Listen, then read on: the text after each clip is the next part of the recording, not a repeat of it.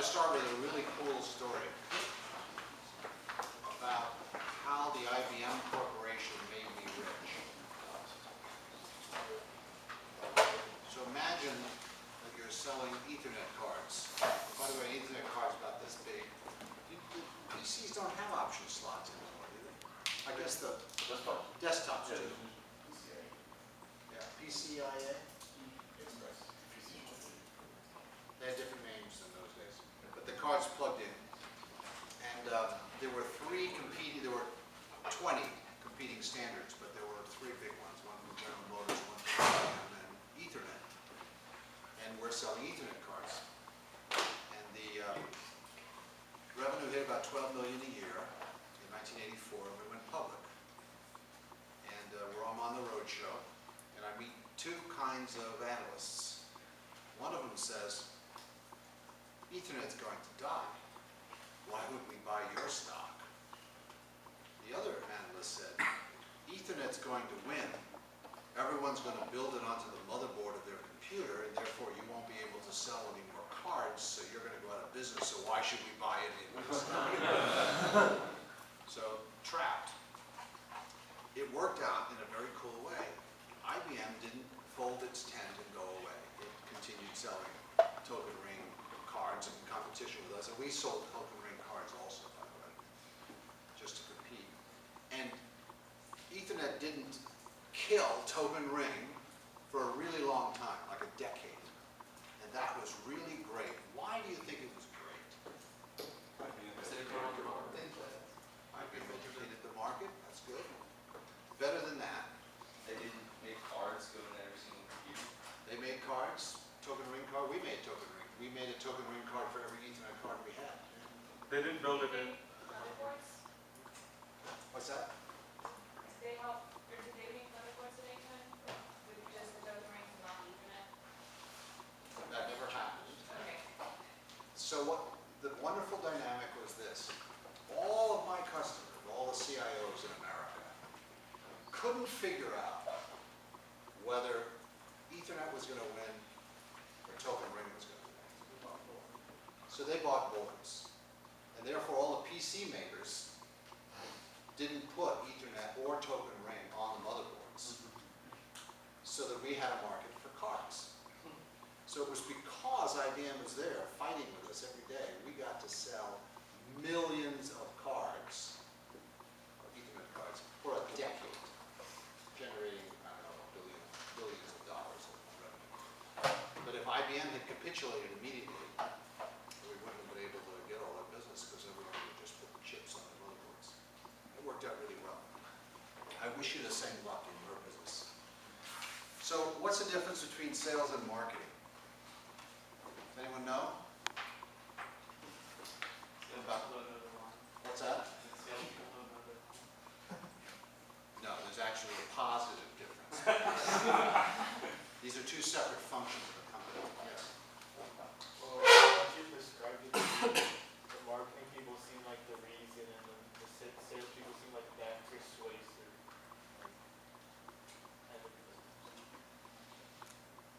Well, it's a division of labor and an adversarial role, but it's similar to what you said.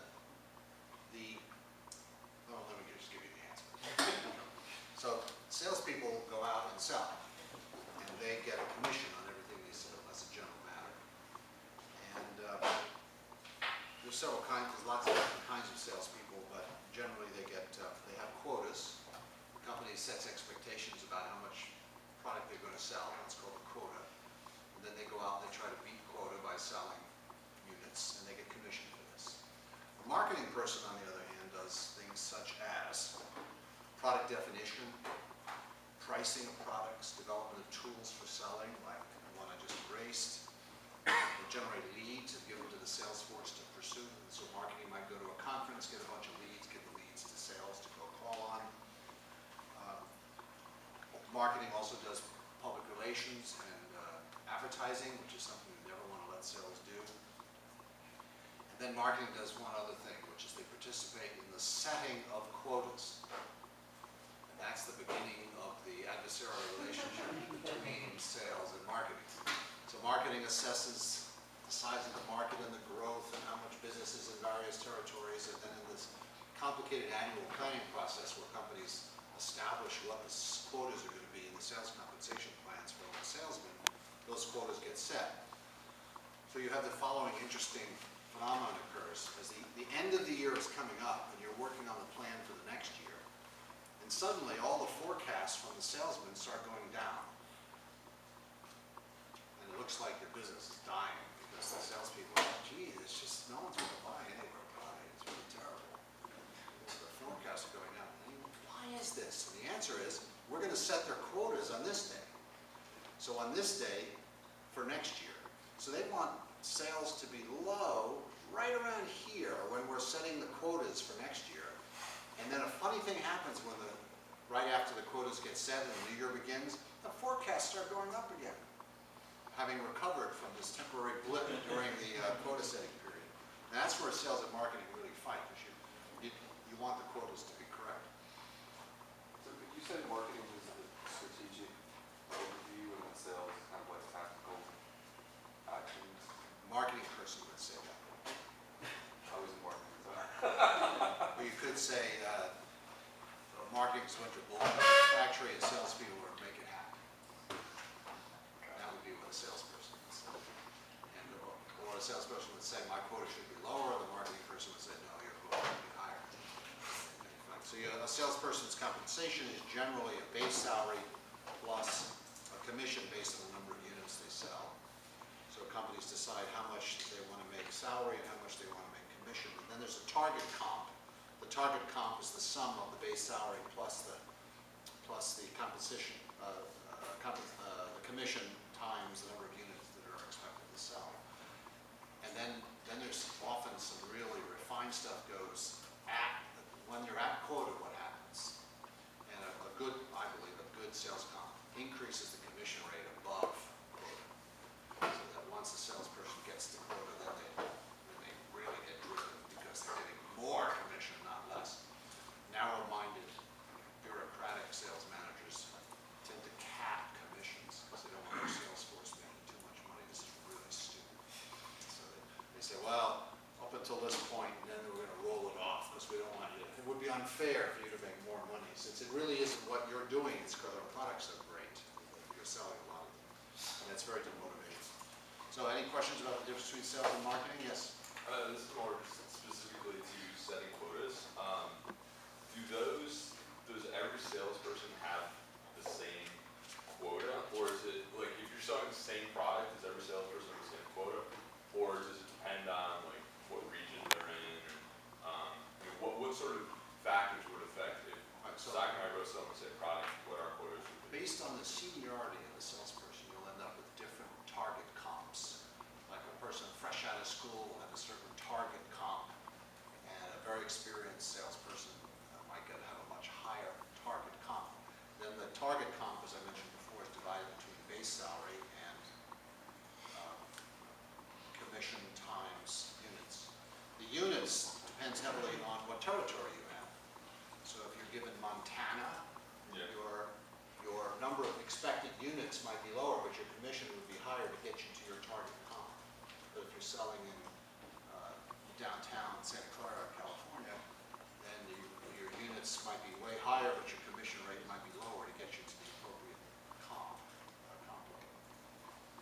Someone else asked about, you asked about the difference between sales and marketing. I think this is something that can vary greatly. And some companies are very marketing focused. They don't have any salespeople, and they just market things. And other than like for example, an iPhone app. And then other things are very sales focused. They don't really do marketing. It's all direct sales. They cold call people and they go up and down. But most things are in the middle and have both. And most of the time, the split is that marketing is what you call demand generation or lead generation. So there's a funnel, and marketing is responsible for filling the funnel and making sure that there's lots of leads coming in. And then when the salespeople then complain to the marketing people that there are high quality leads coming in, not crappy leads coming in. And then sales is responsible for taking that funnel of stuff coming in and going in and converting those into sales. So for example, one year, the sales force was complaining that marketing was not producing enough leads for them. That would explain why their performance was pitiful.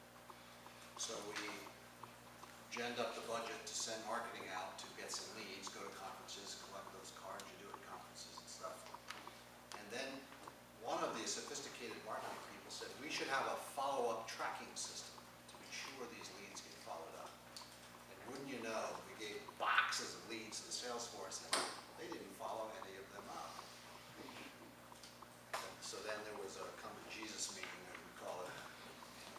explained to them, you asked for these leads because your performance was pitiful.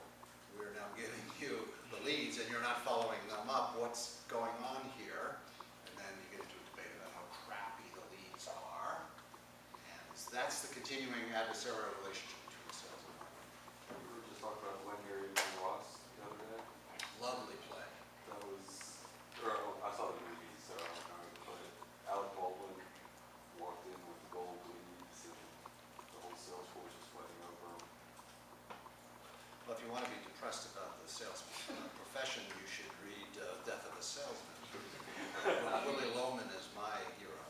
But it really depresses you. So, marketing does advertising and PR, just to follow up on Josh's elaboration there. So one of the things marketing does is develop awareness for the products, A. B, preference for the products, and then C, action for the products. And those are three different kinds of marketing. So getting awareness means just getting your name out there so people know you exist. Preference is a different kind of advertising and PR where you're aiming to say our product is better than the competition.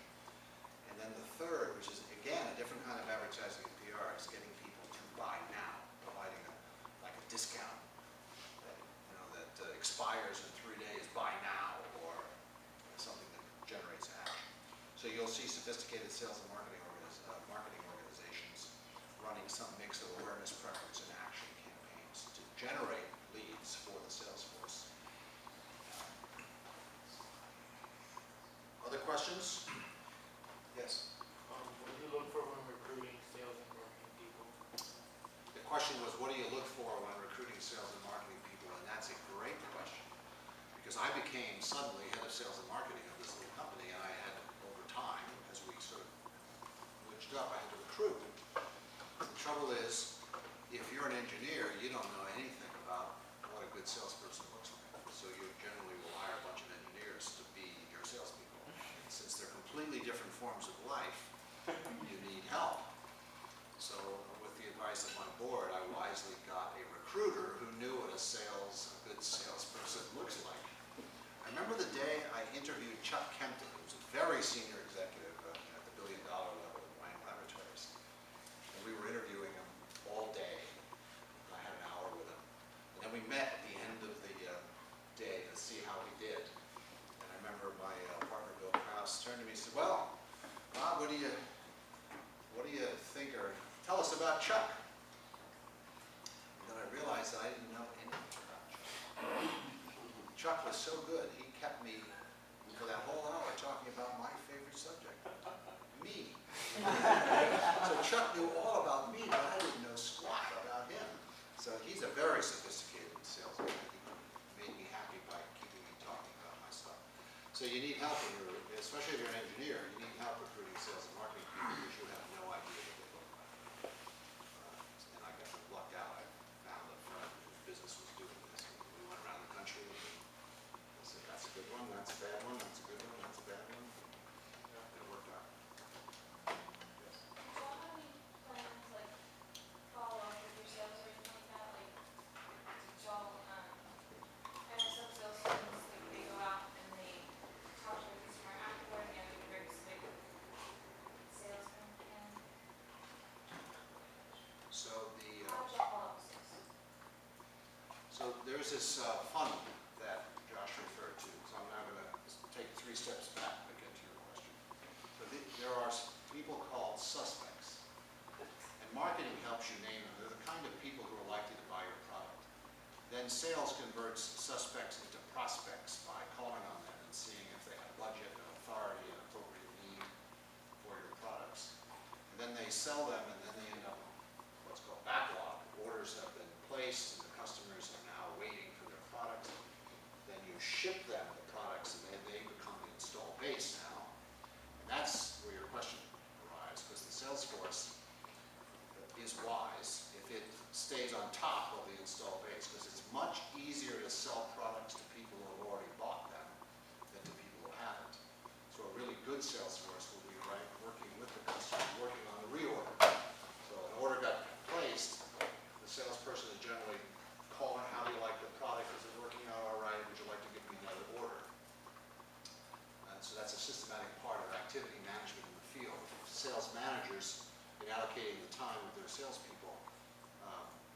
make wise decisions about the percentage of time they spend with the install base versus going out finding new suspects to control the funnel.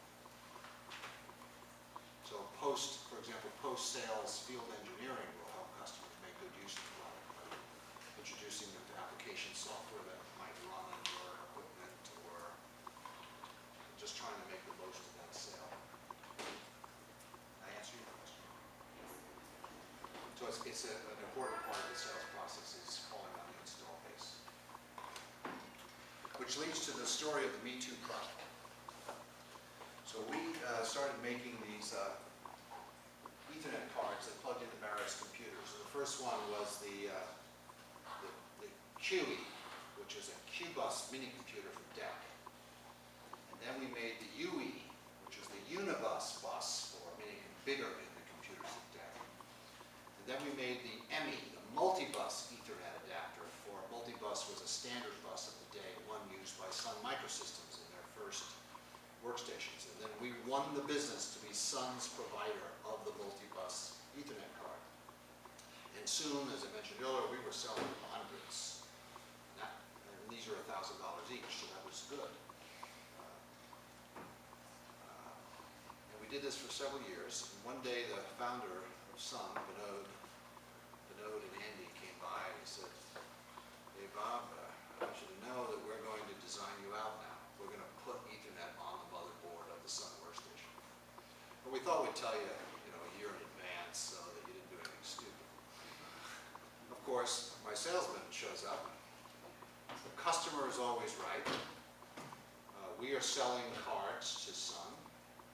We want to improve our quality, lower our price, increase our margins, so we need to design a second generation of the ME. And what would you call the second generation of the ME? You'd call it the Me Too. So here we had the classic situation where the salesman's telling me that the customer's always right if he wants a Me Too, and his supply chain manager over at Sun wanted a cheaper version of the card, the Me Too. So we decided, ultimately, based on the advice of the founders of Sun, that we weren't going to do the Me Too. So instead, we did Etherlink, which was the IE, the IBM Ethernet card, to plug into the first IBM personal computer. And then we started selling millions of those. So we took our scarce engineering resources, and instead of giving the salesman was getting commissions and really loved his customer and argued to the death. "You're ignoring the customer." No, we're going to just invest in the IBM PC instead, and it made all the difference. So don't do Me Too products. That's the lesson. Questions? More questions? How big was the company at this time? Say again? How big was the company at this time? Which time? No, when you're building the IE. We began the IE in 1982. We went public in 81. So we were doing $12 million a year in 84. Well, So we- employees. Oh, 20 or 30. Okay, I was just wondering. We had 35. There is a famous to us picture of the 35 of us holding the first Etherlink. So that's how big the company was when we built the first IBM PC Ethernet network. Okay, yeah, I was wondering how that information from the field got all the way up to. Well, the company all the way up wasn't very far. Yeah, so that's what I was wondering. I was like, how did that travel so far, and how do you have so much say? Because you said you try to drive. Well, the sales force is a very important connection to your customers. In fact, that leads me to a point about Salesforce. So when you recruit, and it also relates to your earlier question, so when you recruit your sales force, you are choosing who your customers are. Because actually, professional salespeople come with customers. They've been in the business for 10 or 20 years. They're used to calling on the same 30 or 40 people in their territory.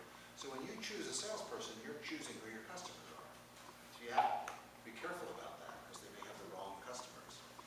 And then once you have them on board, the salespeople are generally more loyal to the customer than to the company.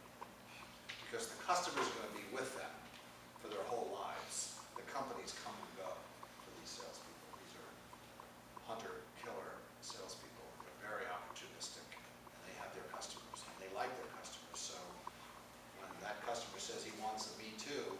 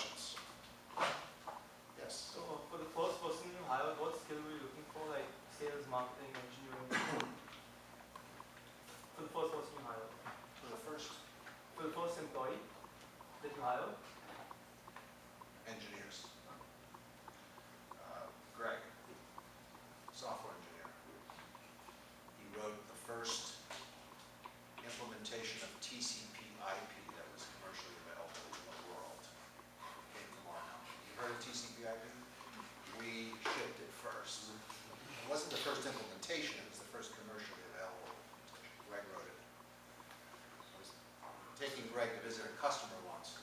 Before Greg came in the room, the customer said, no, Greg comes into the room, and the customer says to Greg, Bob's been telling us that you're the best computer programmer in the world.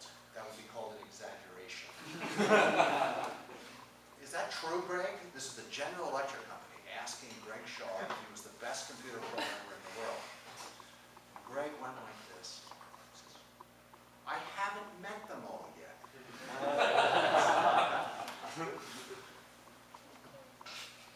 So Greg made a lot of money from 3Com and then left early. He stayed for 5 years and made a few $1 million, which he immediately pissed away. And then he went to work for Microsoft and made another pile of money. I think he's been wiser this time. And then the third employee was also an engineer. That would be Ron Crane, who was a hardware engineer. And he built the first Ethernet transceivers. Other questions? Dr. Metcalfe? Yes. So did you do your sales pitch first, or did you work on product development first? That's hard to untangle because I have been building products at Xerox for 8 years. And then we did the commercial version of those at 3Com. So it was, So from the day you formed 3Com, how long was it before you had a fully functional product that was ready to go out the door? well, the company was founded in June of '79, and we had our first 4 products already done. We built them for Exxon Corporation. And they were ready in mid-'81. So that long. What's that? 2 years or so. 2 years. Yeah, now, we were making money prior to that as a consulting company, so our bootstrapping method, we bootstrapped for a while as a consulting company, which is one way of doing it. And the Then we, booklets? what's that? And the booklets? Yeah, the books, I think, just all. We published some books, a book called the Ethernet Handbook. But it was consulting revenue. So then Exxon gave us $750,000 to develop the first 4 products, the Ethernet transceiver, the QBus, the Unibus, and the TCP/IP software. And then we raised venture capital to commercialize those 4 products. I think the prototype Exxon. That's a different kind of selling, by the way. So the difference between selling and business development. So many companies, do you have salespeople or business development people in your business? Both. And the distinction in my book is... Beginning, normally business development. Right. So a salesperson is somebody who sells a standard product on commission. I'm making this more extreme. And a business development person doesn't sell standard products, and they're generally not on commission. They sell custom partnership deals, like the Exxon deal. That was not a sales, that was business development there. Then we shifted into, we made them standard products and then put people on commission and then started selling them. So that's the difference between sales and business development. Do you agree with that? Oh, yeah, definitely. Be careful, sometimes terminology changes. So one of the things you have to do is keep the sales, and that question was asked earlier, is keep the sales force harmonious with the company. Now, they spend a lot of their time in the field, away from the factory, and alienation develops between your field force and the people in the factory. So you have to work hard, going back to an earlier question, to keep those people harmonious. So what we did is we hung a bell in the sales department of the company, big ship's bell hanging from the ceiling. And then every time we got an order, we would ring the bell once for each $1,000 in the order. So if we got a $3,000 order, bong, and everyone in this one big room with cubicles could hear the bell ring. Of course, as the business grew, we had to change it from 1,000 to 10,000, and then eventually the bell was being rung at $100,000 increments. And what was the purpose of the bell? Everybody knew you were selling. Everybody loved to hear that bell, and they were rooting for the salespeople to, and when a salesperson needed help, the people in the factory were more inclined to be helpful because they wanted to hear that bell ring because they knew that they would be out of a job soon if that bell didn't ring a lot. And it was a tool we had for connecting Salesforce. The other tool we had is an all-company meeting every Friday morning at 10 o'clock, where the Salesforce, any salespeople in town that on that day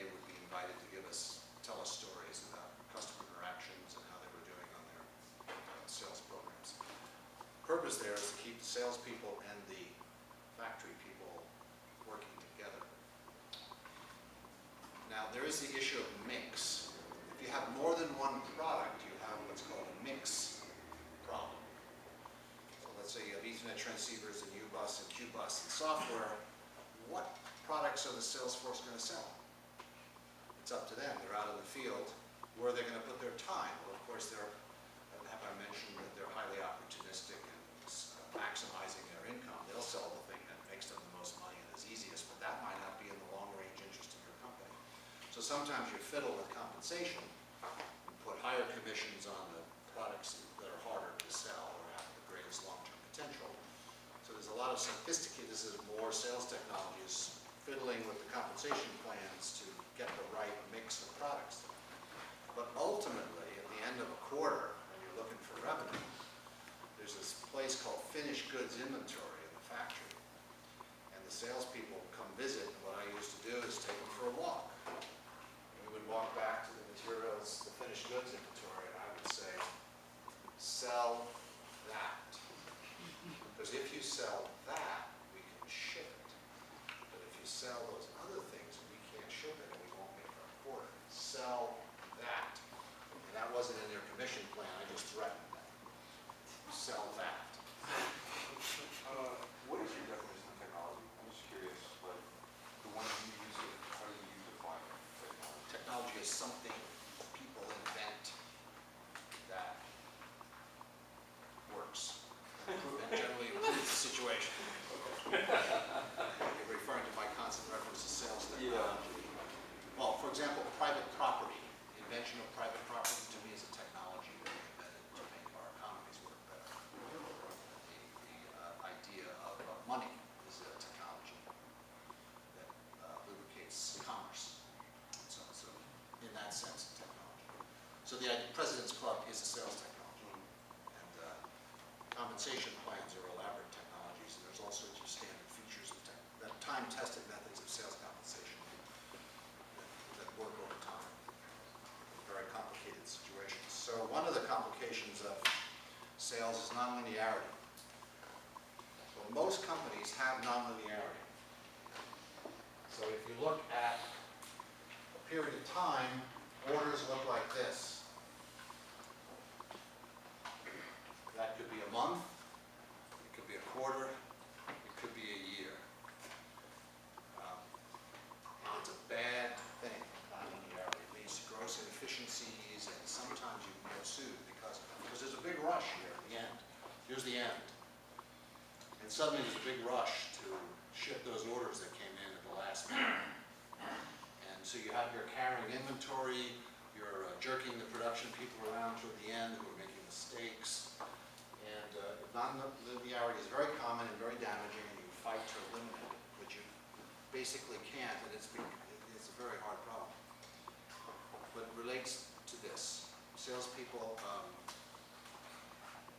there's a number of different closing methods that they use. Closing is when you ask the customer for the order and they give it to you.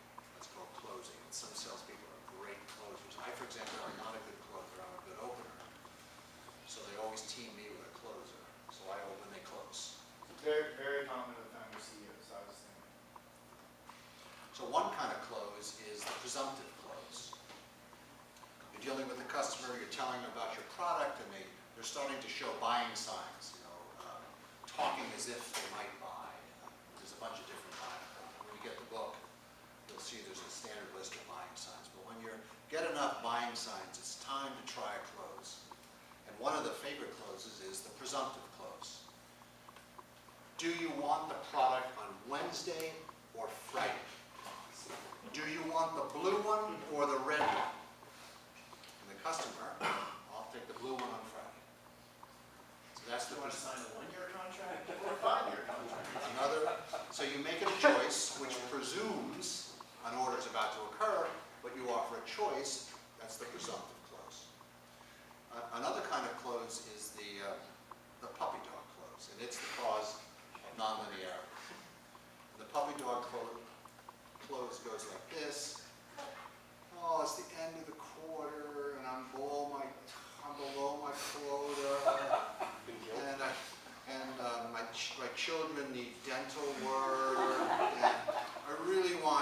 buy the product.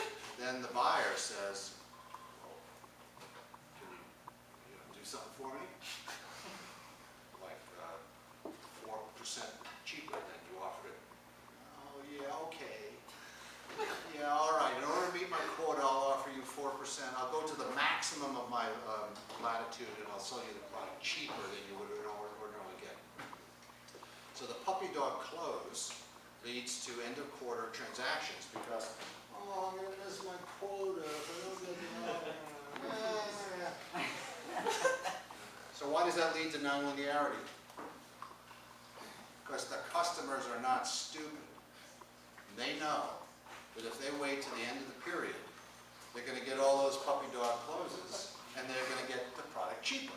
So the sales force teaches the customers to order their products at the end of the quarter. So 3Com had a linearity problem, so I would beat up on the sales force about this. We tried to invent various technologies for controlling it. And then I started getting the following answer: Bob, it's not our fault. None of the customers, they just do this. You know, everywhere they buy at the end of the quarter. It's just where they are. I said, but our quarters, since I made the mistake of founding the company on June 4th, so our quarters were not aligned to the standard fiscal quarters. So I said, well, our quarters aren't the same as their quarters. So that's not a really good explanation about why we're getting this nonlinearity, which is killing our factory. Anyway, the puppy dog close. So sometimes they don't give you credit for orders if they come in too close to the end. The other problem is the company may not be able to ship and you won't get your commissions. Hey, speaking of commissions, any questions about nonlinearity and the puppy dog close? Got one. Yes.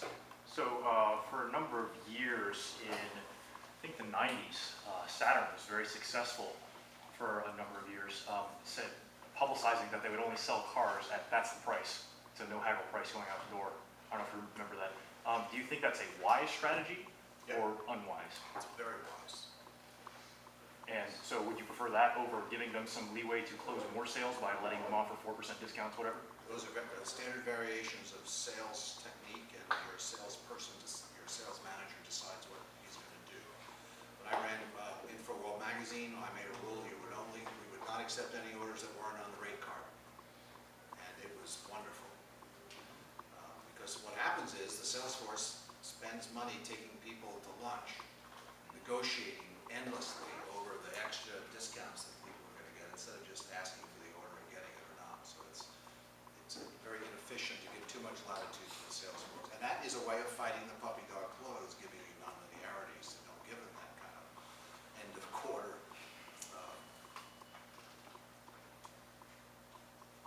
So commissions. When do you pay commissions? There's three choices. Upon the receipt of the order, upon the shipment of the product, upon the collection of the money. And those are the three standard choices. The correct answer is upon the shipment of the product. Really? Yeah. I overstated it. That's my correct answer. Those are the three standard choices. So you could argue that it's the salesman's job to get orders, somebody else's job to ship product, so he should get his commission paid when he gets the order. The other, yes? What happens if, did you guys make a return if they're like, yeah, I just ordered like $300,000 worth of Ethernet equipment, but I don't want it, so then what do you do? After you pay the commission on the order, Yeah. you have what VCs call a clawback situation, where you have to go and ding the sales. It's hard to get money back from people, so it's a mess. So you don't do that. You don't pay commissions on orders, generally. Some people do, but they're idiots. Oops, that was it. And the reason, you could also put it on payment, because getting paid is hard. Have I mentioned how hard getting paid is? You ship the product and then they don't pay you. It's a very common problem. It's called collections. So what happens is, when an order is submitted, the chief financial officer of your company decides whether to accept the offer, the order. And one of the criteria is, does this customer pay their bills? So the CFO runs a credit check on the customer and accepts the order based on an assessment of their creditworthiness. And then it becomes the CFO's job to collect the money, not the salesperson. might be good to pay only upon payment, but generally people don't do that, at least in my experience. So if you're, well, I would start, if you're a big enough company that you have a CEO who's capable of evaluating creditworthiness, then that's a good plan. Which plan do you favor, orders or collections? Collections. But if you're a smaller organization where you maybe don't have that infrastructure in place, then the simple way to do it is based on collecting money. And it's just the other side of it, which I mean, you kind of hit on it. You just want to make sure you're incentivizing the salesperson to bring in real quality leads. And occasionally you can end up in a situation where the salesperson effectively brings in low quality leads, or he brings in a deal that isn't really going to pay off the close. But the other consideration is how you want your salespeople spending their time. Yep. And so collecting money is horrible business, and it's nothing to do with selling. So you have a collections department that specializes in that, and those are generally thugs. They know how to collect money. And you don't want your high-class salespeople spending their time in payments. That's another argument. No, and I totally agree with that. I do need to scale them, because as a small company, you probably don't have a collections department or a CFO. So one day I get a call from a guy, and he says, I'm at San Jose Airport, I've just flown into my private plane, and I want to come and look at your product. I drive down, pick them up, bring them to the company. He says, I love these things. I want 2 of those, 4 of those, 6 of those, 9 of those, right there, seeing the finished goods, put them in a big box, and I go to the financial department and we put up an invoice, and I hand him the invoice, he gets in his, I'm driving back to the airport, gets in his plane, I've never seen him again. I don't know where he went, disappeared. A year later, I get a call. I'm at San Jose Airport, I just flown into my private, a different guy. Flown into my private plane, I really love your products, I'm gonna come see you. Oh, great, I drive to the airport, not having learned my lesson, pick them up, drive to the factory, show them all the products, and I'll take 2 of those, 3 of those, 4 of those. I have learned. So I say, hey, listen, I really can't ship this because we don't know who you are. We haven't done a credit check or anything. So why don't I just get these arranged to be shipped to you later? He says, no, I must have them now. I said, well, I can't do that. We can't do the credit check in time. No problem. Takes out his checkbook, writes me a check, gives me the check, leaves town, check bounces. Learned my lesson now. So collecting is very hard, especially when they... Suitcase full of cash. The other problem is if your company's named 3Com, it starts with a number. So you call up and say, you know, and I did this. I did my own collections work for a while. I call up and say, you know, I haven't gotten your payment yet. So what's the name of your... And now you're talking not to the person you sold to, but to the payments people, who are different people. I'm not getting paid. What's the name of your company? 3Com. Where would that be? Does that begin with a 3 or a... How do you spell 3? Is 3 before A? Is it after A or is it under the T's? Or where? Oh, here's your invoice. I found your invoice. Well, no wonder it didn't get paid. It was misfiled under the 3's. I said, great. You're going to send me the money? He said, well, in 30 days. Yeah, collections is hard. So we talked about nonlinearity. Let's talk about yes, Dan? Is there something that's like an equivalent to a payday loan, or excuse me, payday check cashing? Like, is there something where they will just take care of all collections for you and just for a transaction fee? You know, they give you the money right then and there, and then they take after your customer? Wouldn't that be a credit card? But yeah, that's what I'm wondering for a larger, Saying like outsourcing your accounts receivable. You're much larger. Would do that. is there a business that, Never did it, but a credit card works that way. If you accept a credit card, you're paid, and then the credit card company has to collect it. So, yeah, just thinking of super large orders. there may be, I just never used it myself. So now selling to whom? So let's say you're selling your product. Who do you sell to at a customer? It turns out that's a complicated question, because there are people who have names like user, and then there's somebody called customer, and then somebody called influencer, and somebody called decision maker. So when you're selling, one of the skills is knowing how to penetrate the account. And what penetrate the account means is finding the right people to sell to, and it usually is more than one kind of person. Sometimes the users are influential, and sometimes they're not. sometimes there's 3 levels of management involved, so you have to find the decision maker, but also her boss and the people that work from them. And so what salespeople do is they develop strategies of who in that company they have to talk to eventually get the decision maker to issue the purchase order. And so it's not simple when you're approaching a corporate customer in particular about who to sell to. You have to eventually, you can waste months selling to the wrong person, somebody who has the budget or authority, but they just like going to lunch with you. So you have to qualify those people. So I'm moving toward wrapping up, and I want to do with these cards here. Any questions? The only other question, I don't know if you answered this, you might have, or if I missed it. Paying your salespeople, is there ever a reason just like to not pay them? I mean, in your experience when you had salespeople, did you pay them completely on commission, or did you pay them like at a base salary and then pay the question? Yeah, there are people who do pure commission, but that's rare. It's usually base plus commission. Then some companies are very long on base and some are short on base. Well, in terms of like for a startup, when you can't afford, you want good salespeople, or salespeople in general, you Good can't afford salespeople them. don't work without base. Well, any salespeople also, like, is that a common thing anymore? Can you really recruit anybody to do that? Especially when you're not like, oh yeah, I don't have $50,000, $60,000 a year to pay you. So what we did, a version of this is to have salespeople who are not employees of the company. So those are sometimes called manufacturers' reps. So you don't pay them a base, they're on often pure commission. And they're not employees of your company. And they usually sell a bunch of products in addition to yours. And of course the problem with that is getting their attention.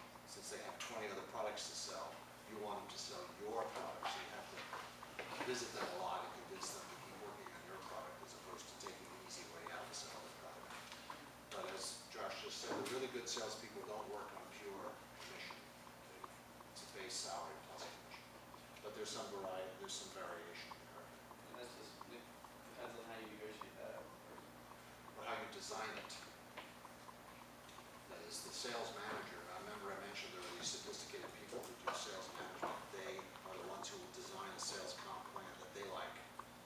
It's there, and there's many variations.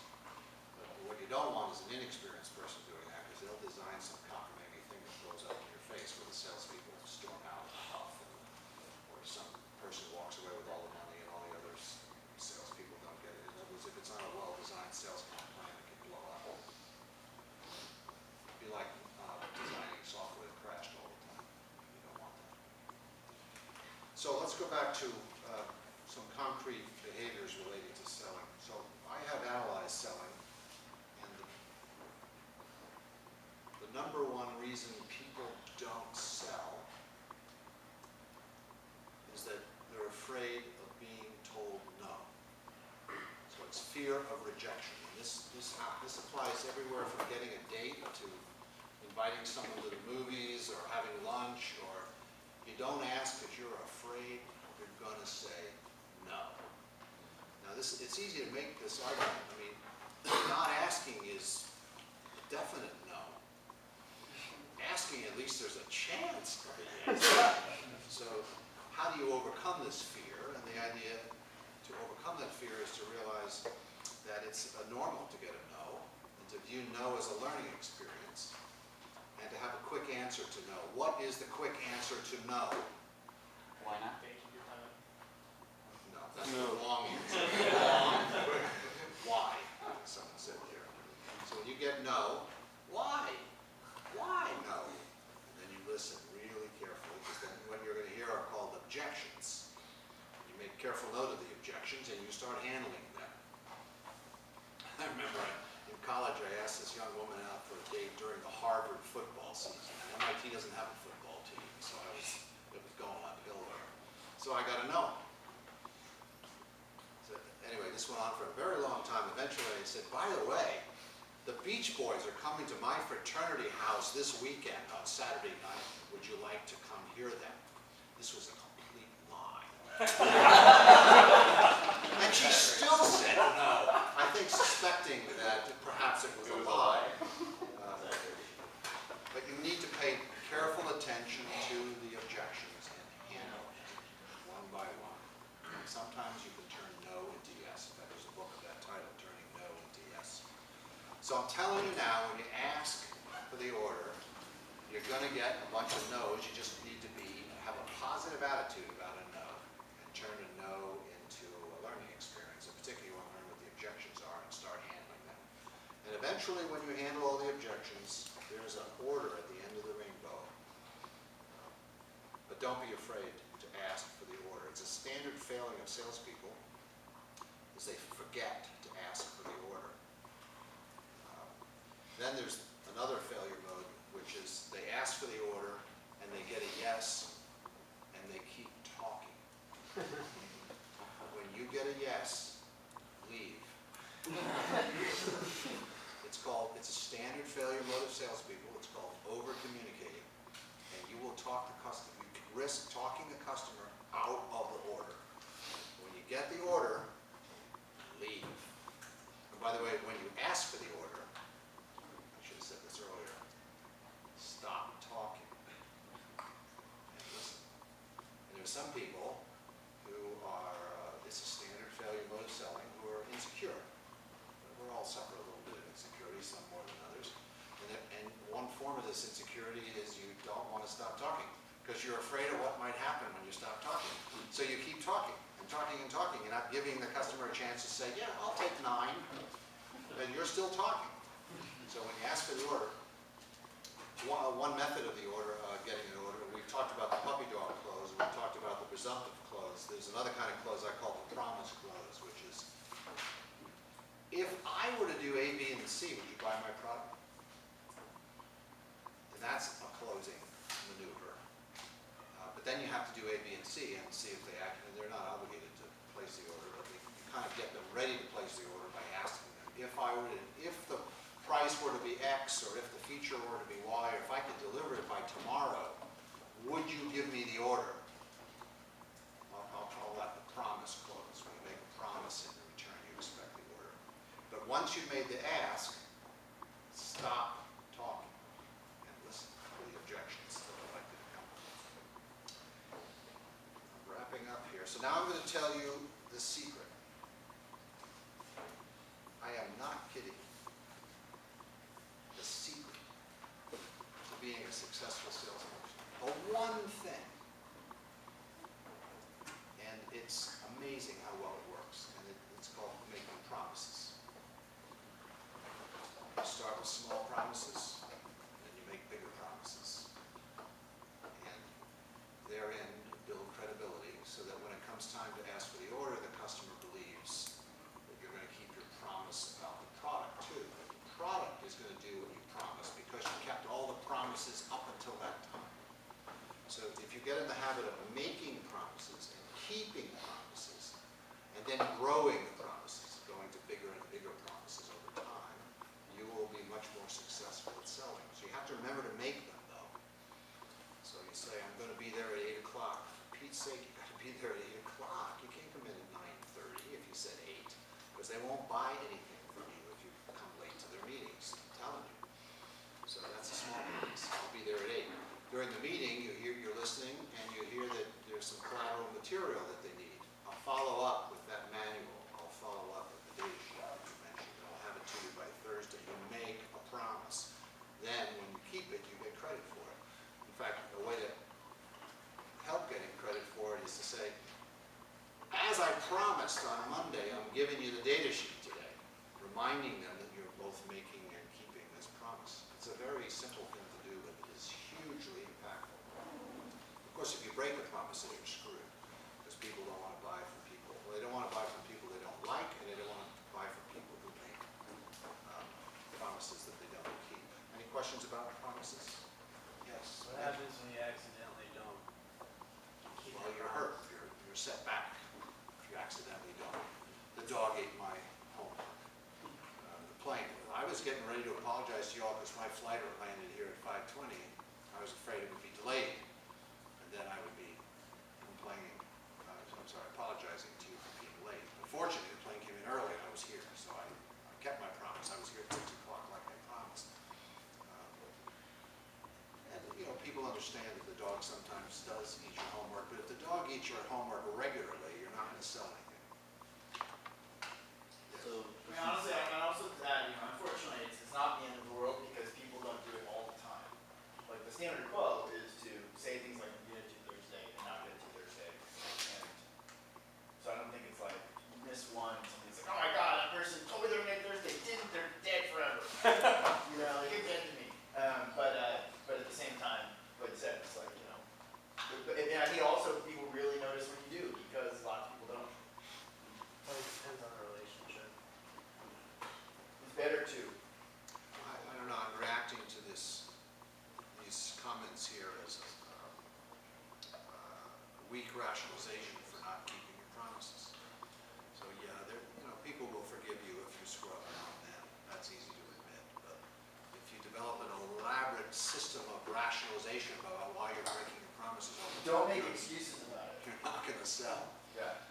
people remember, because a product is a promise. I promise you, if you buy this Ethernet thing, you're gonna be able to print, and you're gonna be able to send emails.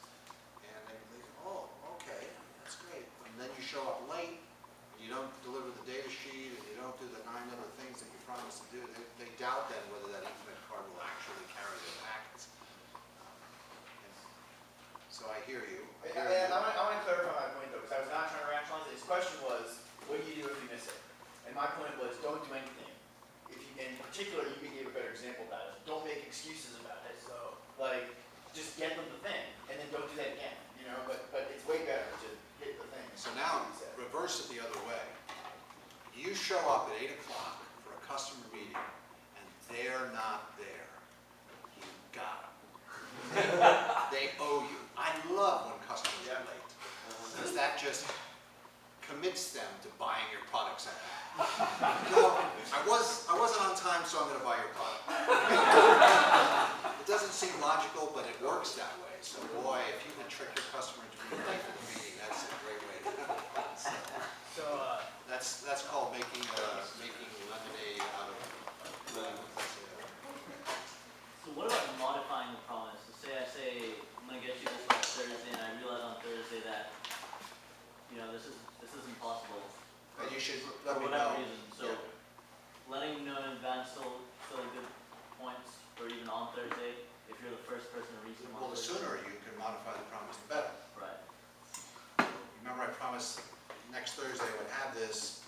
I looked into it, and it's not really available to the following Wednesday. That's pretty obvious.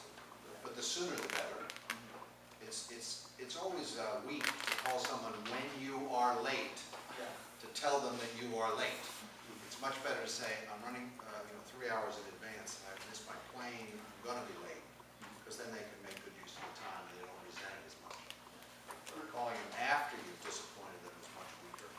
Return back to something that I now work, that my last company I now work for, has a set of values, people rating company, and there's about 13 of them of different things that, you know, how we do things, like how we work. And one of them is, we keep our commitments, and we communicate obsessively about it when we're not going to.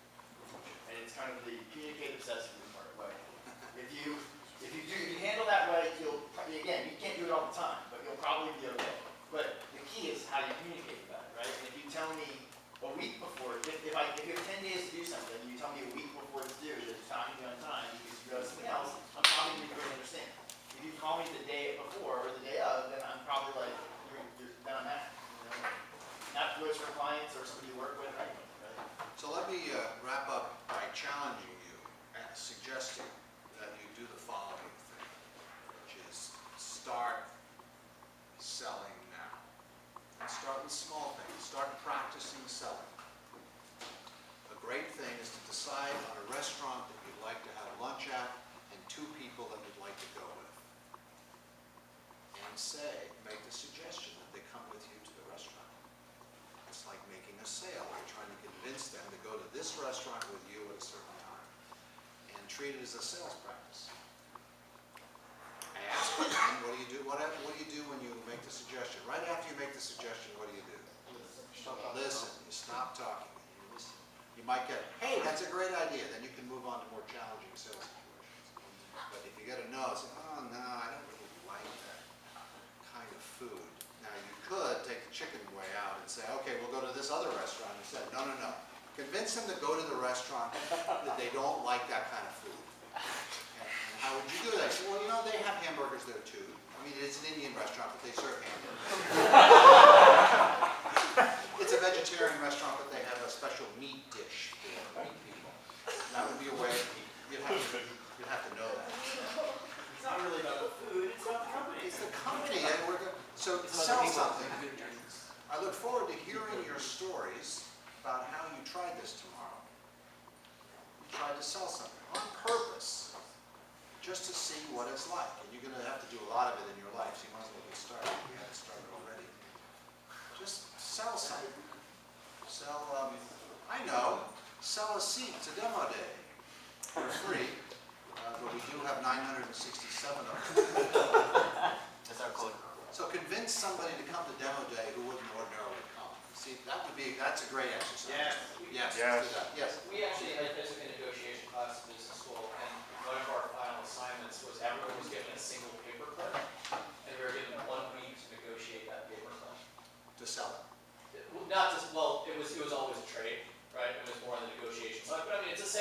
you have to convince someone that you have a paperclip, right? So some people wait for need and would like wait in the library, and other people wait for some sort of aspirational thing or try to like add something on top. People ended, one guy ended with a date, another guy ended with like a week's worth of personal training at a gym. For a paperclip? For a big multiple trades. So paperclip becomes a pen becomes an old calculator becomes a flash drive.